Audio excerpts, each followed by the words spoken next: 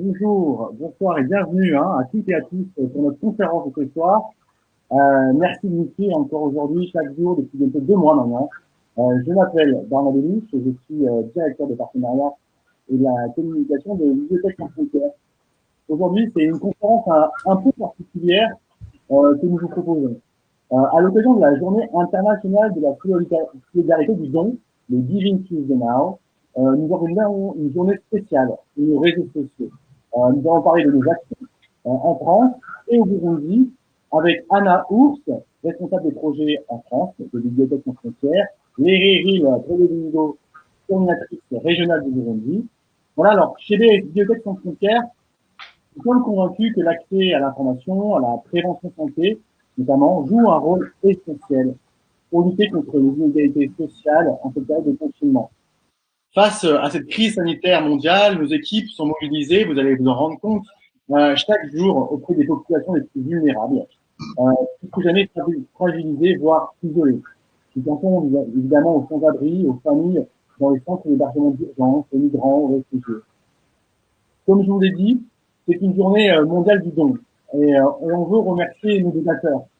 Vous avez jusqu'à minuit pour faire un don à Bibliothèque Sans Frontières et participer à notre tirage au sort exceptionnel pour tenter de gagner un lot.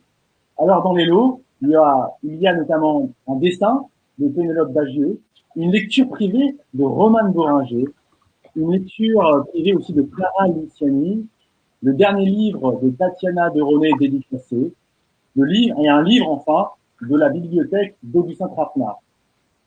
Donc nous avons la chance ce soir, comme je disais, d'accueillir Anna Ours, responsable des projets France de Bibliothèque Sans Frontières, et Léry Pedromingo, coordinatrice régionale de BSF Burundi. Bienvenue à toutes les deux. Je suis très heureux de vous accueillir ce soir. J'en profite, on a toujours une pensée pour toutes nos équipes de BSF qui sont confinées aux quatre coins du monde. Euh, Pourquoi avoir choisi d'inviter, je terminerai par là, d'avoir choisi d'inviter Anna et Léry pour cette journée exceptionnelle parce que BSF, c'est surtout des magnifiques actions très concrètes sur le terrain chaque jour. Et en cette journée du don, c'est quand même génial de pouvoir vous expliquer très concrètement quelles sont les actions que vous soutenez grâce à votre don. Et puis enfin, ce live ensemble, vous le savez, depuis 2 mois, il se veut interactif.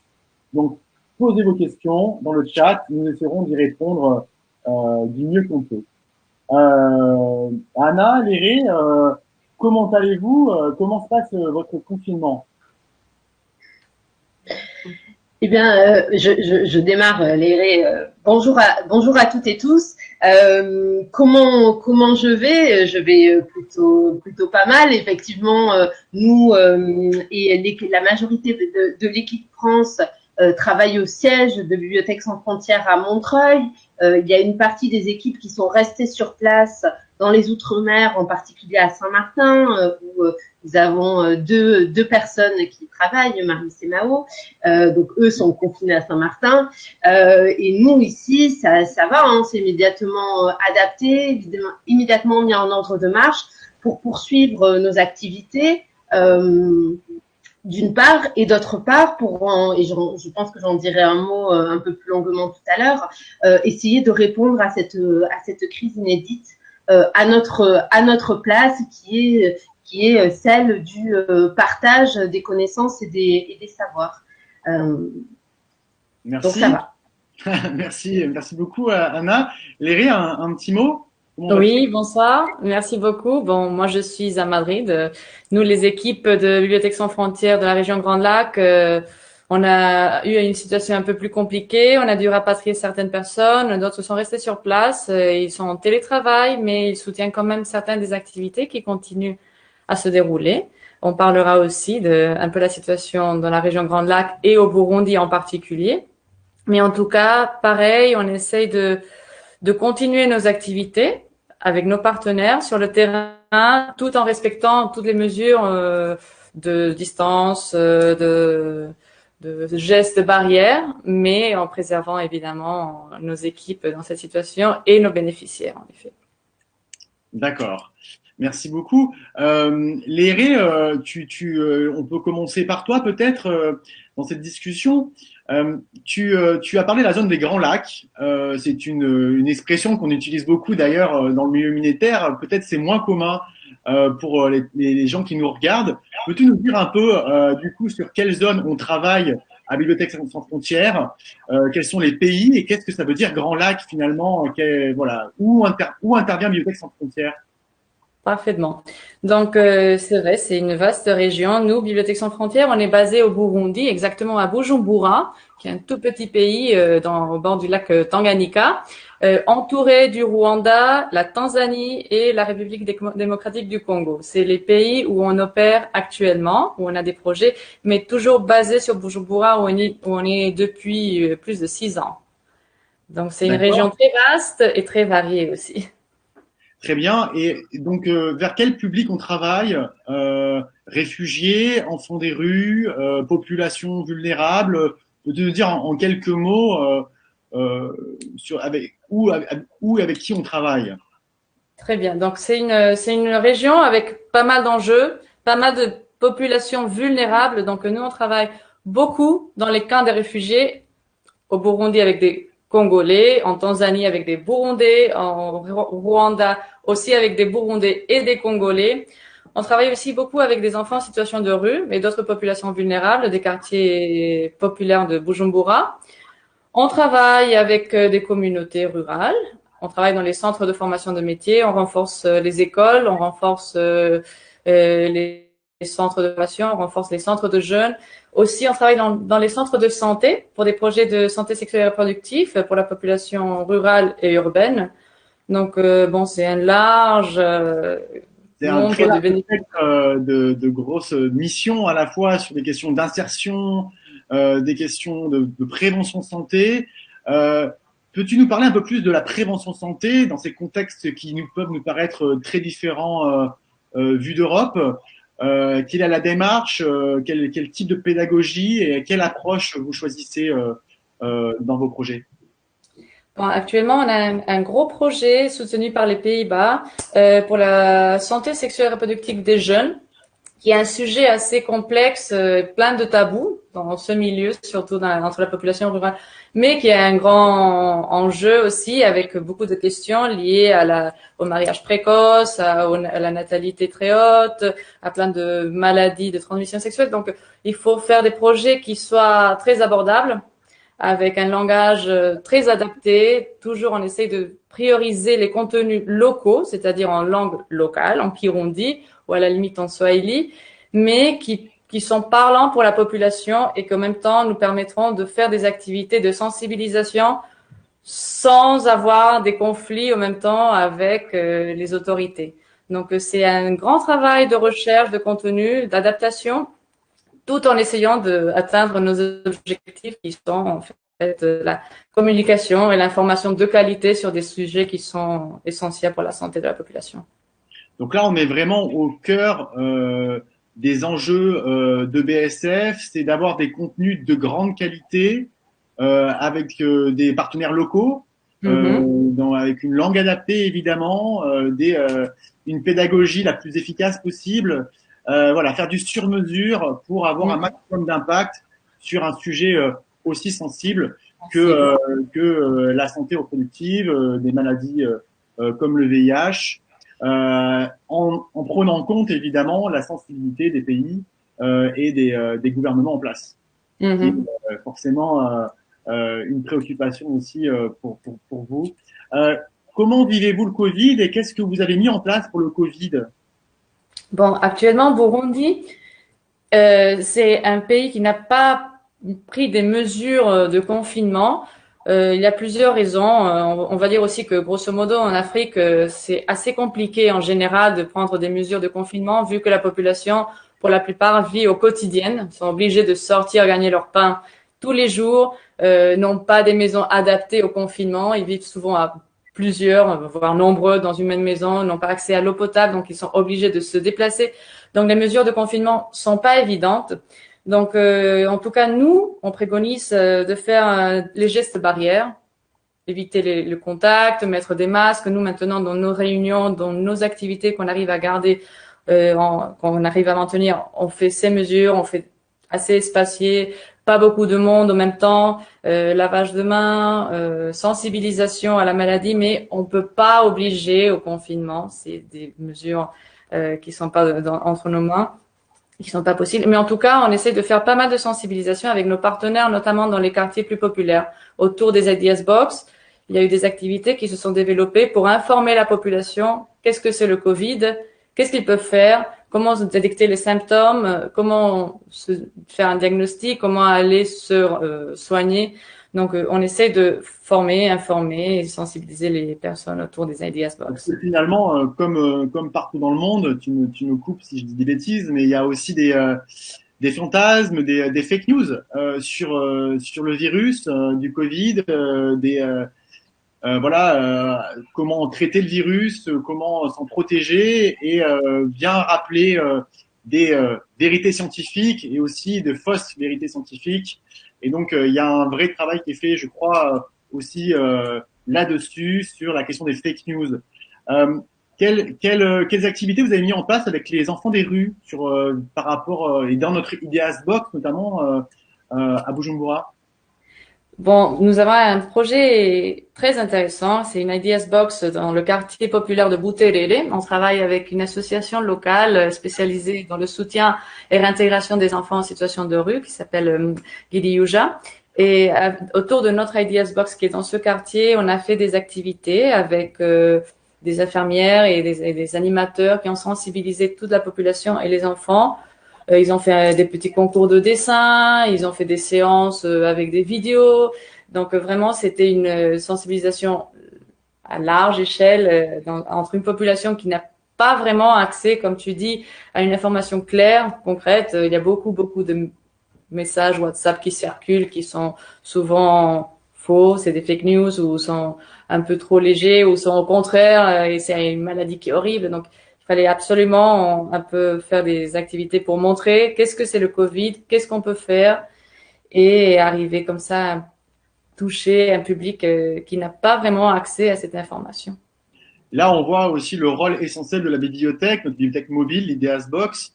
D'ailleurs, vous retrouverez dans le chat de ce live la magnifique vidéo qu'on a fait avec Augustin Trapenard, qui est venu voir le projet à Buterere, dans le quartier de Buterere, auprès des enfants des rues, et montrer que l'IDEAS Box comme lieu d'information fiable, où on peut se renseigner, s'informer, alors qu'on n'a pas forcément accès à des médias d'information directe. Et il est important dans ce moment de pandémie de pouvoir trier l'information. Je pense que c'est vraiment ça le message et c'est le rôle essentiel de nos bibliothèques dans ce moment très particulier. Je me permets de passer la parole à Anna. Anna, c'est vrai que ça a bouleversé le Covid a évidemment bouleversé notre travail avec les bibliothèques françaises, mais pas seulement. Peux-tu nous dire un peu plus sur ce qu'on a pu faire, notamment avec l'association Aurore ou Lire pour s'en sortir? Oui, absolument. Bon, évidemment, hein, le Covid, ça a bouleversé nos vies à tous et on n'a pas été épargnés. On a décidé d'assez vite réagir, en effet, et on a lancé dès les débuts du confinement une opération assez emblématique pour nous parce que elle fait écho un peu à notre mission historique qui est la collecte et le don de livres. Et donc, on a lancé une opération de don de 5000 livres pour les publics et en particulier les enfants en grande précarité et en particulier les enfants hébergés dans les centres d'hébergement d'urgence. Donc, c'est une opération qu'on mène toujours actuellement grâce au soutien du ministère de la Culture, grâce au soutien de la Fondation de France, de la Fondation Vinci, et donc qui nous permet de distribuer 5000 livres, en effet, en lien avec nos partenaires, l'association Aurore, la Croix-Rouge française, le SAMU social,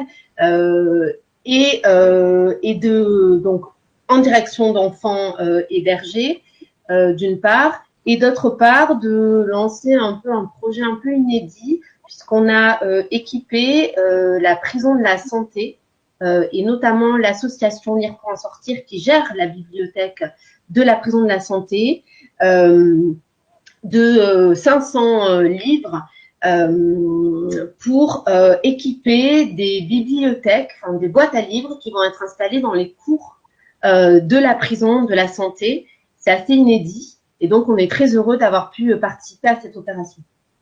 Je pense que vos deux témoignages, deux premiers témoignages à l'instant, montrent bien à l'ensemble des personnes qui nous regardent que BSF, notre volonté, c'est de jamais agir seul, toujours s'associer à des partenaires terrain. C'est Lire pour s'en sortir dans les prisons. C'est l'association Aurore qui est un acteur reconnu, évidemment, notamment de l'hébergement d'urgence en France. C'est l'association Guirouza à Bouterere. L'idée de BSF et son travail au quotidien, c'est d'apporter de l'expertise, l'expertise dans le choix des contenus, mais aussi dans la médiation, et de renforcer des partenaires parce que évidemment, c'est ces partenaires qui connaissent le mieux le terrain, qui ont encore plus d'impact, et l'impact, il est aussi grâce à l'ensemble de ces partenaires. Et c'est ces coalitions-là que BSF crée chaque jour qui nous permettent d'avancer et de répondre aux urgences. Peut-être, Anna, tu peux nous dire un mot sur le projet qui se lance là actuellement, le projet de tutorat, assez inédit pour BSF. Oui, tout à fait, qui se lance tout juste, hein, puisque on a vraiment démarré opérationnellement le projet hier. Tout va très vite en ce moment. En effet, on a lancé une opération de tutorat, là aussi pour les enfants en situation de grande précarité. Nous, on travaille beaucoup, notamment auprès des enfants migrants et en centre d'hébergement d'urgence.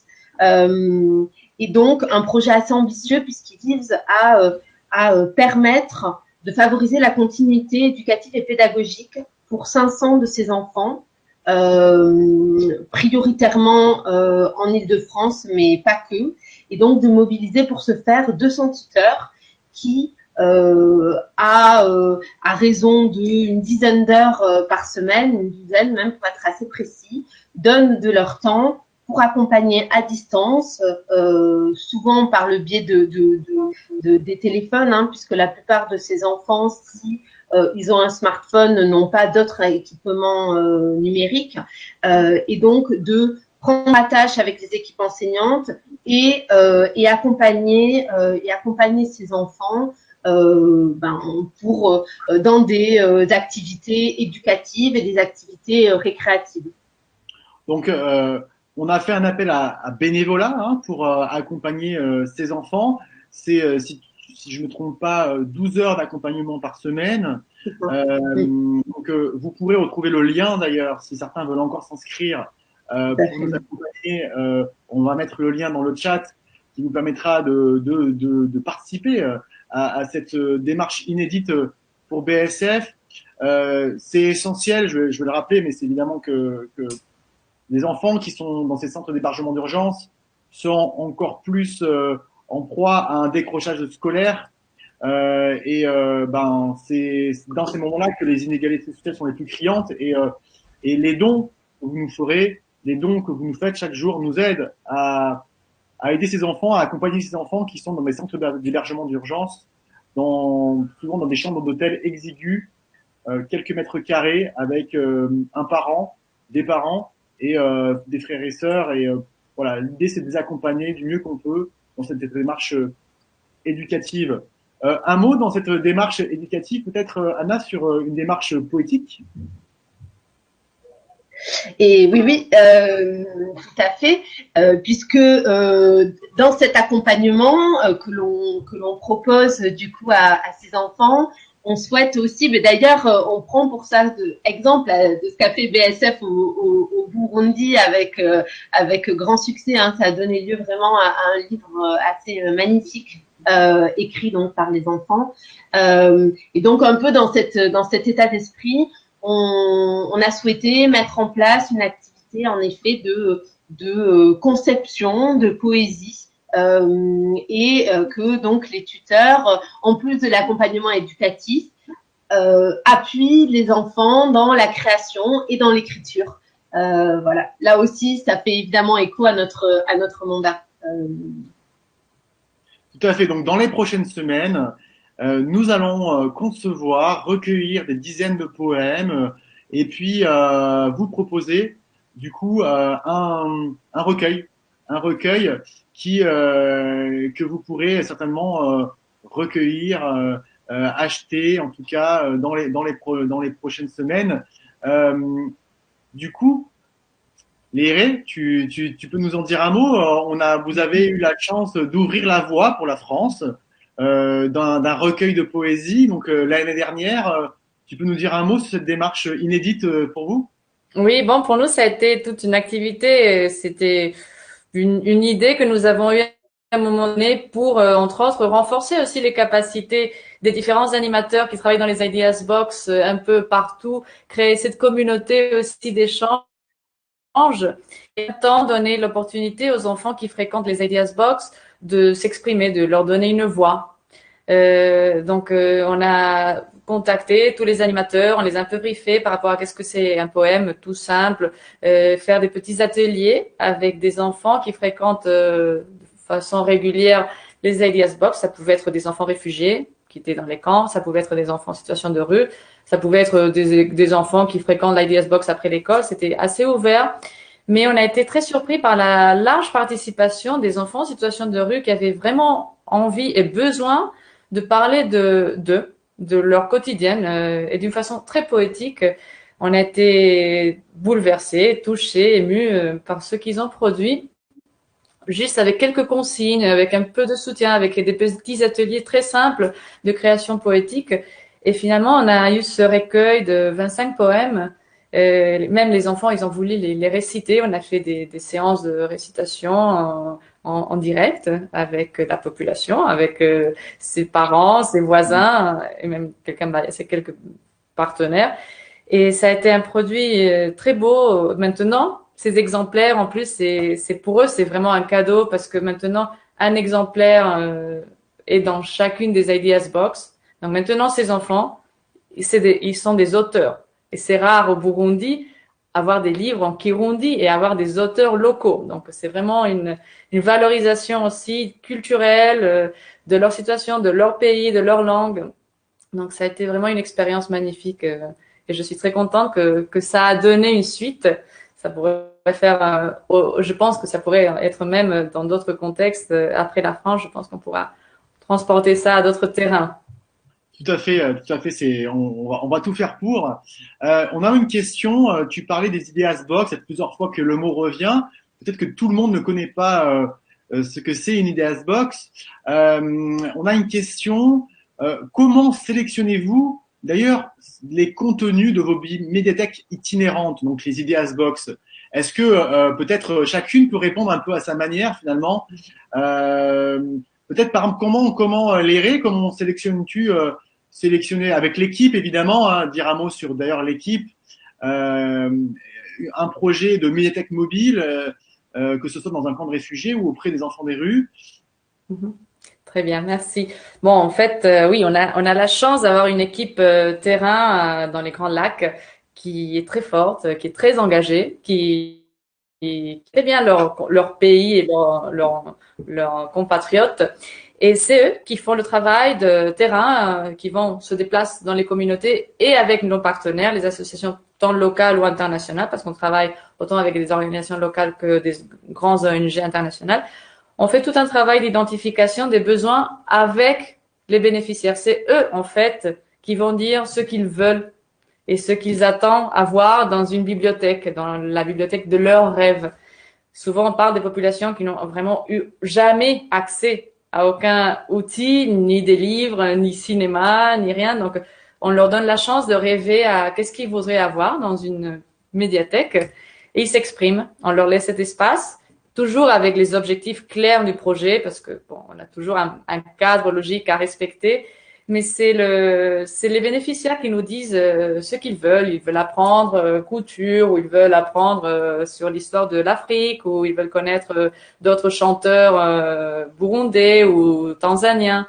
Donc, on fait sur mesure nos bibliothèques.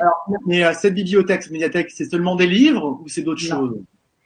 En fait, c'est des médiathèques très complètes. C'est des modules qui s'ouvrent et se transforment dans une grande médiathèque où il y a des tablettes, où il y a des ordinateurs, où il y a des livres, où il y a plein de jeux de société, où il y a un cinéma, où il y a des DVD, des films, donc et une large quantité de contenu numérique, PDF, images, audio, qui sont tout à fait adaptés aux besoins des bénéficiaires. Donc, du coup, ils se retrouvent avec une immense médiathèque moderne, avec des outils performants et actuels pour leur utilisation.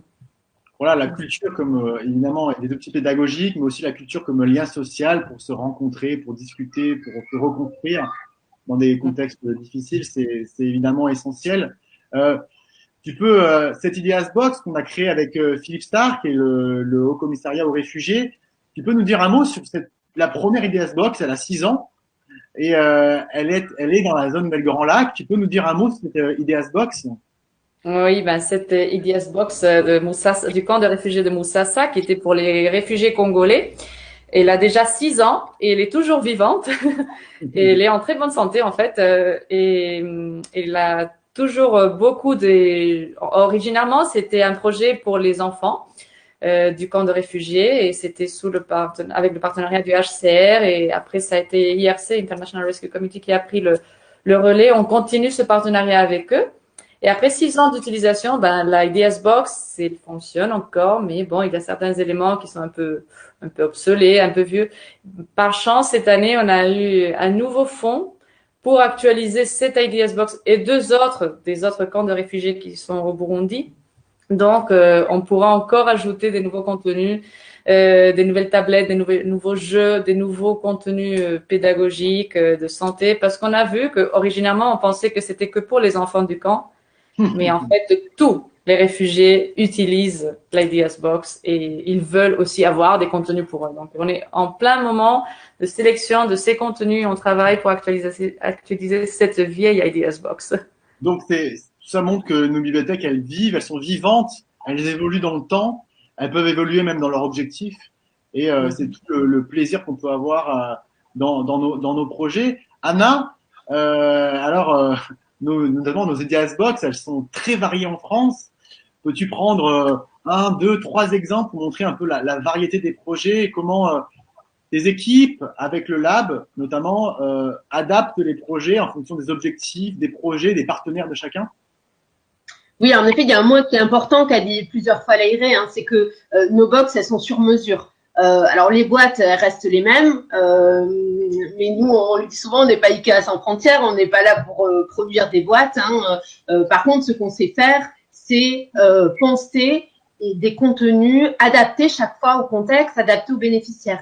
Et c'est là que les partenariats ils sont cruciaux. C'est-à-dire que encore une fois, alors nous on fait toujours des recueils des besoins. On a des méthodes d'enquête, de focus group pour bien identifier quels sont les besoins des bénéficiaires, parce que spontanément, quand on va vers quelqu'un, notamment quelqu'un qui a une conception assez peu claire de ce que peut être une bibliothèque, on lui dit qu'est-ce que tu voudrais voir dans une bibliothèque, il ne saura pas spontanément répondre. Donc voilà, ce travail-là d'enquête auprès des bénéficiaires et en lien avec les partenaires, il est vraiment crucial pour adapter, et c'est vraiment ça notre savoir-faire, c'est d'adapter les contenus aux populations qu'on cherche à toucher en dernier lieu. Donc en effet, en France, c'est un peu aussi un terrain d'expérimentation pour Bibliothèques sans frontières, qui est une association française. Et donc, on déploie nos Ideas Box avec un grand nombre de partenaires dans un grand nombre de contextes différents. Je vais prendre quelques exemples. Il y a, ça va faire maintenant 3 ans, on a développé une Ideas Box de prévention santé pour les jeunes. Spontanément, le lien entre les bibliothèques et la santé, il peut ne pas être évident. Alors peut-être que dans le contexte actuel, ça va sembler beaucoup plus évident pour beaucoup plus de monde. Mais nous, on pense que la bibliothèque, ça doit être au cœur de la cité, au cœur du partage des savoirs, au cœur du partage de l'information.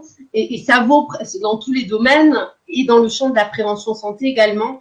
Et donc, on a déployé 2 IT's Box. Là, en ce moment, il y a un appel à projet pour mettre à disposition d'un 3e partenaire une nouvelle IT's Box chargée en contenu de prévention santé. Il y en a une qui a été déployée à Boulogne-sur-Mer, plutôt auprès d'un public adolescent, et l'autre avec la ville de Sarcelles, donc en quartier politique de la ville, et plutôt pour un public enfant. C'est un exemple. C'est important, je m'arrête 2 secondes dessus, parce que évidemment, dans ce moment particulier de pandémie, la question de la santé, elle est essentielle. On a eu cette démarche originale avec la fondation donc CNP Assurance de créer ces bibliothèques mobiles, finalement, sur les questions de prévention de santé, parce que la conviction qu'on a eue à Bibliothèques sans frontières, peut-être, c'est de dire que ce sont les enfants, ce sont les bénéficiaires, comme disait Léré, ce sont les adolescents qui doivent être acteurs de leur santé. Et donc, quoi de mieux qu'une bibliothèque, lire, faire un jeu autour de ces questions-là pour mieux sensibiliser sur des questions de mieux manger, mieux dormir, sur des questions de santé sexuelle, etc., etc. Et donc, c'est là-dessus qu'on a réfléchi, innové depuis 3 ans. Et je remets une couche sur l'appel à projet. Tu viens de le dire. Nous avons un appel à projet et un partenaire. Vous pouvez répondre à cet appel à projet en tant qu'association, en tant que collectivité locale en France, pour bénéficier gratuitement de cette Ideas Box grâce à notre partenaire, la Fondation CNP Assurance. Donc, vous êtes les bienvenus. Vous avez encore quelques temps pour répondre, mais dépêchez-vous parce que c'est un magnifique projet et une formidable opportunité de sensibiliser les populations, des populations des fois éloignées aux questions de santé. Un autre projet? Alors, un autre projet, je pense notamment à ce qu'on fait avec la bibliothèque départementale du Loir-et-Cher, puisque nous travaillons beaucoup avec les bibliothèques, qu'elles soient municipales ou départementales. Notamment, nous travaillons avec elles en partenariat pour outiller, pour appuyer tout le travail qu'elles font de médiation hors les murs, pour sortir la bibliothèque des bibliothèques en quelque sorte et aller au-devant des publics. Et donc, dans les territoires notamment ruraux, mais pas que, ce sont des outils très intéressants pour aller à la rencontre des populations, notamment quand il n'y a pas de bibliothèque municipale. Voilà, c'est un autre exemple. Et d'ailleurs, je tiens à souligner que la bibliothèque départementale du Loir-et-Cher est très investie sur les questions d'illettrisme. Et nous, évidemment, je dis évidemment parce que ça, là encore, c'est vraiment notre raison d'être à Bibliothèques sans frontières. On cherche à s'adresser aux plus vulnérables. Et quand on parle des plus vulnérables et qu'on parle de bibliothèques, évidemment que la question de l'illettrisme, elle est clé. Et donc, dans cette réflexion sur la mise à disposition de contenu, on a réfléchi aussi avec la bibliothèque de Loir-et-Cher à adapter le fonds documentaire à cet objectif particulier. Voilà, et peut-être dernier exemple, aussi pour saluer un partenaire important de BSF France. Nous travaillons depuis plusieurs années maintenant avec une association qui fait un travail extraordinaire à Marseille et qui s'appelle ACLM, qui travaille dans les quartiers nord de Marseille et qui mène notamment, qui anime des espaces lecture dans les quartiers et qui fait un travail extraordinaire dans ces quartiers pour l'accès à la lecture, l'accès à l'écriture. Voilà, et donc ACLM a une ID's Box qui est une ID's Box qui vit formidablement bien, qui sort tous les jours. Et on espère prochainement pouvoir les équiper d'une seconde. Donc c'est vraiment cette démarche d'aller au contact des populations, à leur rencontre, quand on va à la rencontre des enfants des rues, finalement à Bujumbura, comme nous l'a expliqué Léré, ou à la rencontre des enfants, des adolescents à Boulogne-sur-Mer ou à Marseille. C'est vraiment la démarche de Bibliothèques sans frontières, parce que pour nous, la bibliothèque, elle doit être à tous, elle doit être le plus ouverte possible, et notamment à ceux qui en ont le plus besoin. Oui, d'ailleurs, on pourrait avoir l'impression dans ce qu'on dit qu'on s'adresse avant tout aux enfants. Hein. C'est pas du tout le cas. On a, voilà, si je prends l'exemple de notre programme gymnase d'hiver sur le plan d'urgence hivernale de la ville de Paris, où on déploie une AIDS box dans les gymnases qui sont réquisitionnés par la ville pour mettre à l'abri des personnes sans abri.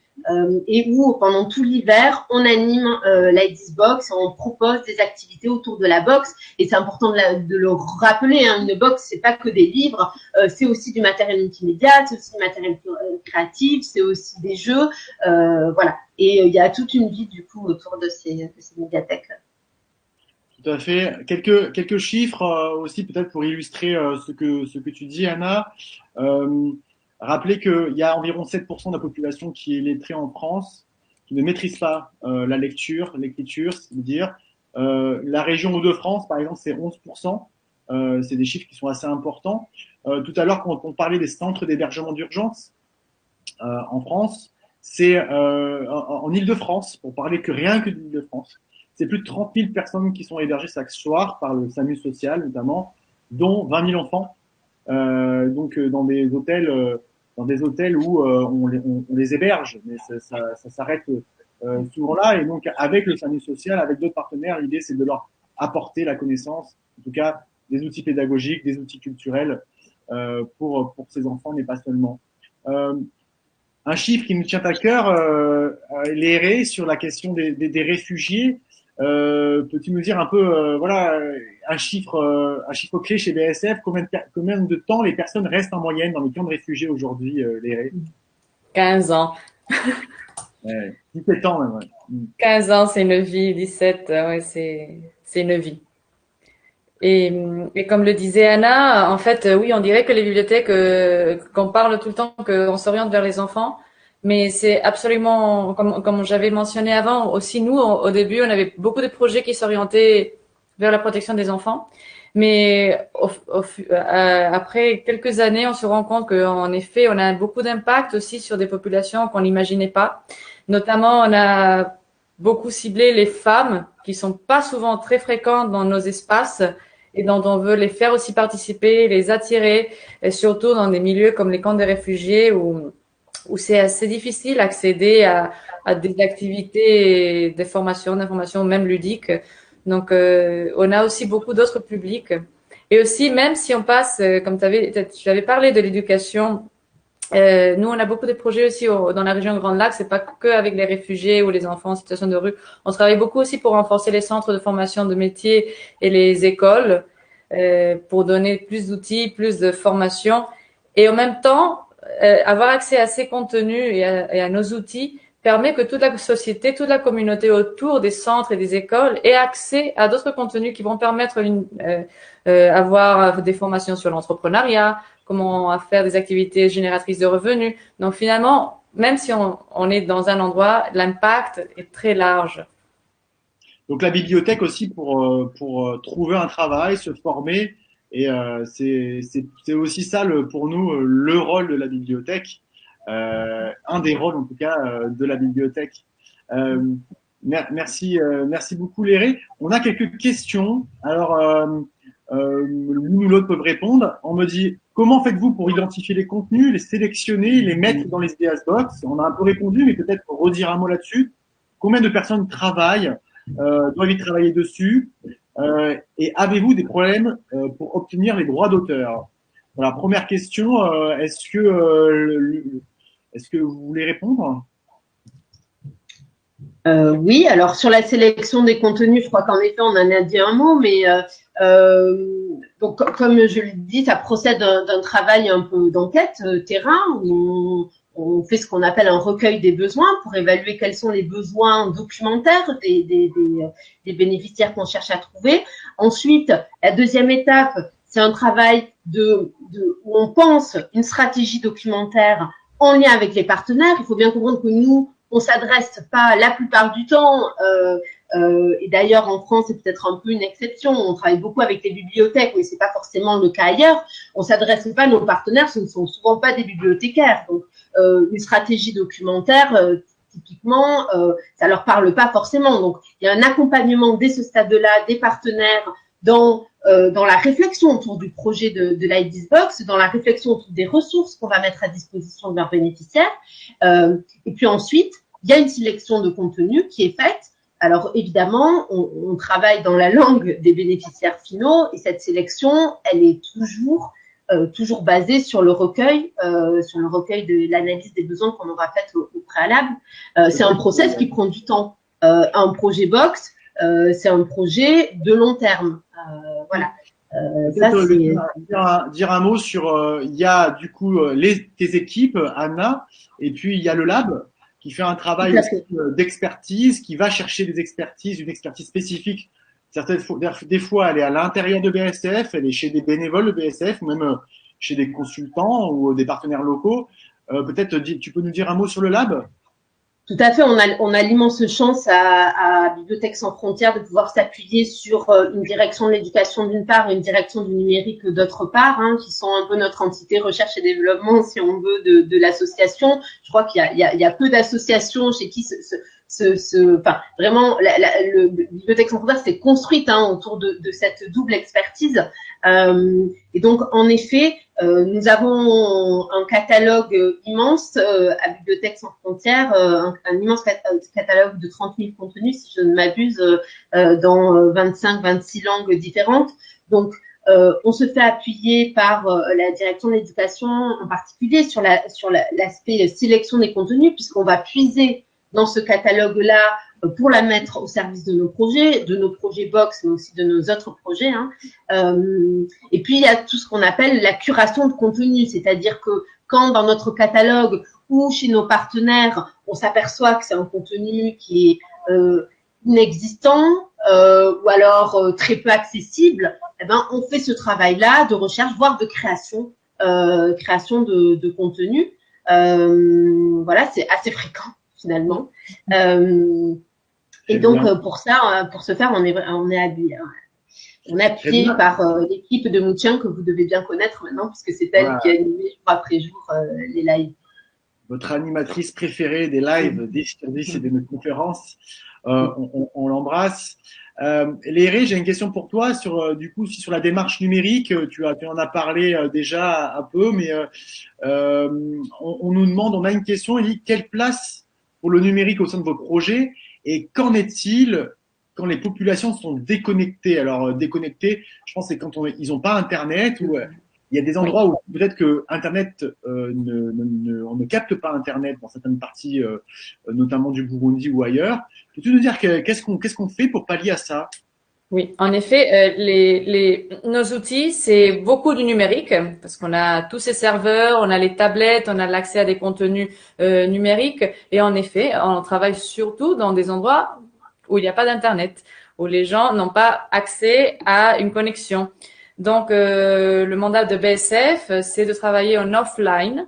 Donc, c'est des contenus auxquels on peut accéder avec des serveurs qui émettent un signal Wi-Fi qui peut se consulter sans besoin d'une connexion Internet. Donc, les bénéficiaires peuvent aller dans les IDS Box, dans les espaces IDS Cube, consulter les tablettes qui sont connectées au serveur via cette connexion Wi-Fi sans Internet, ou même s'ils ont un téléphone mais ils n'ont pas de données, ils peuvent aussi consulter les contenus sans avoir besoin d'avoir du crédit dans leur téléphone. Donc, c'est vraiment de l'accès offline, universel. Aussi, il y avait une question, je pense, sur les droits d'auteur. On travaille avec des contenus open access. C'est toujours aussi notre mandat de travailler avec des contenus qui sont ouverts.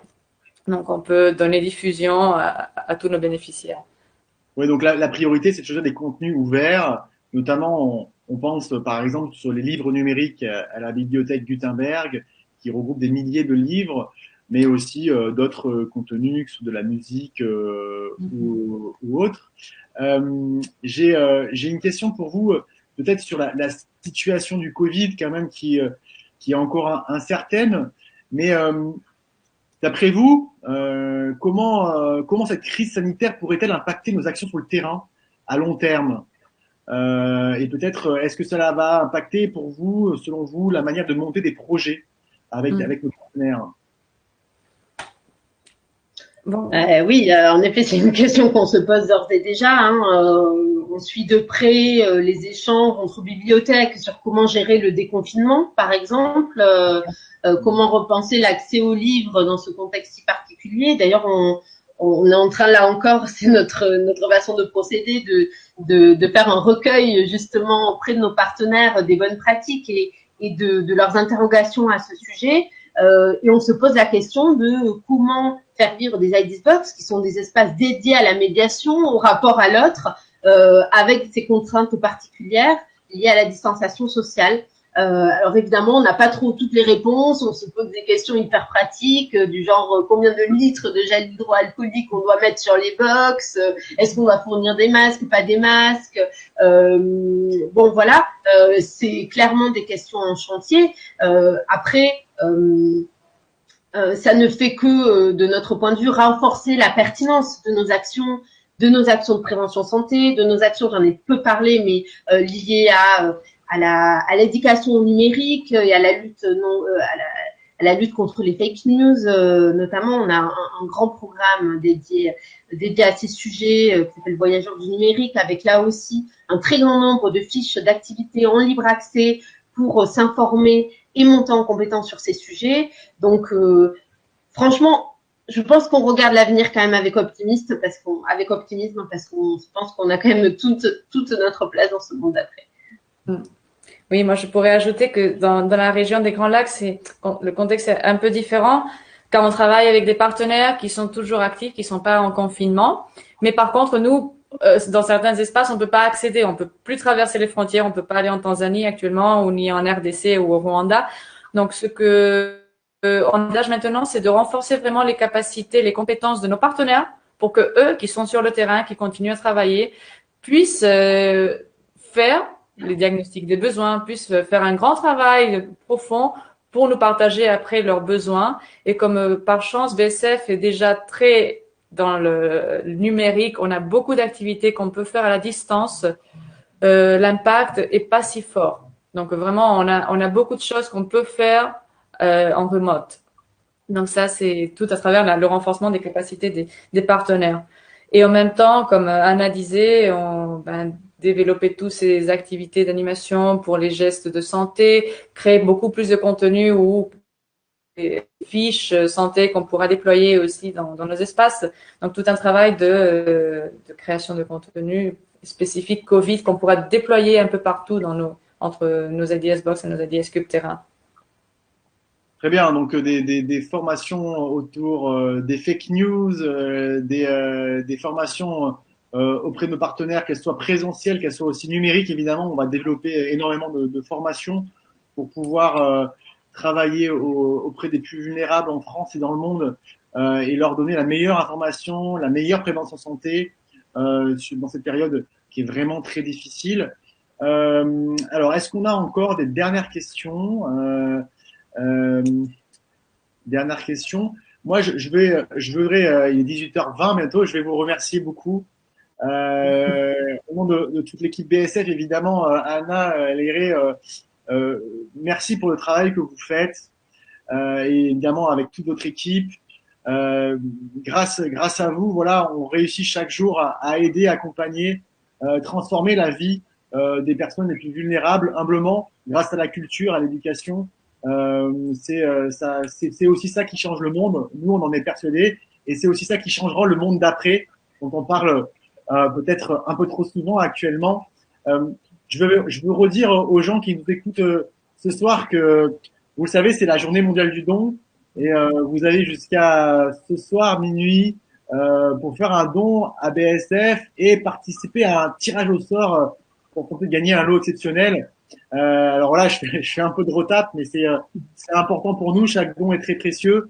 Vous pouvez gagner un dessin de Pénélope Bagieux, une lecture privée de Romane Boringer, une lecture privée de Clara Luciani, gagner le dernier livre de Tatiana de René, dédicacé, et enfin un livre de la bibliothèque d'Augustin Trapenard, notre parrain, notre fantastique parrain. Voilà, merci beaucoup à vous de nous suivre. N'hésitez pas à vous inscrire sur notre newsletter, à nous soutenir, à partager les actions de Bibliothèques sans frontières. Voilà, c'est très précieux pour nous. Le monde a besoin de culture. Nous avons plus que jamais besoin de culture dans ce moment de confinement. de renforcer, de se battre contre les inégalités sociales qui sont criantes dans ces moments de pandémie. Donc, merci à tous et je vous dis à très bientôt. Merci beaucoup Léré, merci beaucoup Anna et à très vite.